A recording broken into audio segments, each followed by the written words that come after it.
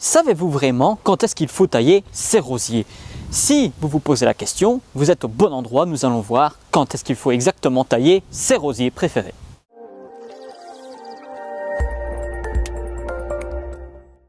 Bonjour à tous et ravi de vous retrouver dans cette vidéo donc où nous allons parler des rosiers et principalement de la taille. Comme on peut le voir ici derrière moi, il se trouve un rosier qui est encore en bouton. Nous sommes au mois de novembre et on peut voir que les températures sont encore douces, donc il fait encore quelques petites fleurs par-ci et là. Tous les rosiers ne fleurissent pas qu'une seule fois. Comme c'est le cas ici, c'est un remontant, ça veut dire qu'il va fleurir plusieurs fois sur la saison et donc ça apporte vraiment une touche de présence dans le parterre plus longue. Étant caducs, ils vont bientôt commencer à perdre leurs feuilles dès que les températures vont baisser et que les températures négatives vont arriver. L'arbuste va donc être complètement dénudé, il ne restera plus que les branches. Et c'est là que les gens vont commencer à se dire « Ah ben tiens, ça va être le moment de tailler pour que l'année prochaine ils puissent repousser et faire beaucoup de nouvelles fleurs ». Je vous le déconseille. Il y a une chose pour laquelle vous pouvez déjà tailler, c'est si maintenant vous avez au bout des tiges des fleurs qui ont fini, qu'elles vont commencer à se transformer en cynorrhodons, vous pouvez éventuellement les supprimer pour éviter à la plante de s'épuiser. Mais pour le tailler de telle façon à ce qu'il puisse fleurir l'année prochaine, je vous conseille d'attendre. Et la raison elle est simple. Ici, nous arrivons au début de l'hiver, les températures vont baisser, mais il ne faut pas oublier que d'année en année, nous avons des températures qui sont très faibles au niveau de l'hiver et qui ne descendent plus à des niveaux extrêmes, à des moins 10, moins 15 pendant plusieurs semaines. Ce qui fait que l'hiver est de plus en plus doux et les plantations le ressentent, et notamment les arbustes qui ont, pour certains, une facilité de reprise plus accélérée au printemps que d'autres. Et donc le rosier n'y échappe pas. Ce qui va se passer, c'est que la plante, si l'hiver est doux, elle va repousser très tôt au début du printemps. Regardez ici, le rosier est quasiment dénudé, il ne reste plus que quelques feuilles. Imaginons, je vais le tailler maintenant.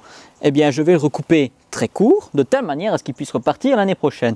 Mais si l'hiver est doux, là, à ce niveau-ci, il y aura des nouvelles pousses qui vont arriver au début du mois de février. Mais si on a une gelée, comme je vous l'ai dit, on risque de tout perdre. Tandis que si je laisse la base comme ceci durant tout l'hiver, au printemps, ce qui va se passer, et ne vous inquiétez surtout pas, les bourgeons qui se trouvent au-dessus, tout au-dessus, ils vont se développer, commencer à percer. Ce n'est pas grave, à ce moment-là, au mois de février-mars, on va venir retailler là où c'est prévu de tailler, et tout ce que vous aurez supprimé, comme il y a eu un départ à cet endroit-là, il va falloir maintenant qu'ils repartent plus bas où les bourgeons sont en latence. Ça veut dire qu'ils ne se sont pas encore développés. Car rappelez-vous, la dominance est toujours apicale au-dessus. Une fois que vous aurez taillé, il va falloir que la plante cicatrise les endroits où vous aurez coupé. Donc ça va retarder leur développement, ce qui va donner un gain de reprise considérable. La plante, comme elle aura moins à nourrir et donc la sève sera concentrée au pied, ça va repartir de plus belle, vous aurez une plante qui sera protégée et vous aurez évité de perdre votre rosier. Outre cette taille d'entretien durant l'hiver, il y a aussi, il ne faut pas l'oublier, elle est très importante, la taille d'été. Et celle-ci, vous allez l'appliquer sur les rosiers qui sont remontants. À ce moment-là, dès qu'ils ont fini leur grosse floraison, vous allez tailler en dessous des fleurs qui ont fini, qui vont faire des fruits, afin de favoriser en contrebas une nouvelle floraison. Mais si maintenant vous n'avez pas envie de couper les fleurs, ce n'est pas grave, elle va en refaire un peu moins, mais vous allez bénéficier des cynorrhodons qui vont nourrir les oiseaux en hiver. Les fruits seront décoratifs durant la saison automnale car ils auront un rouge très pétant et vous aurez un très bel arbuste durant l'automne.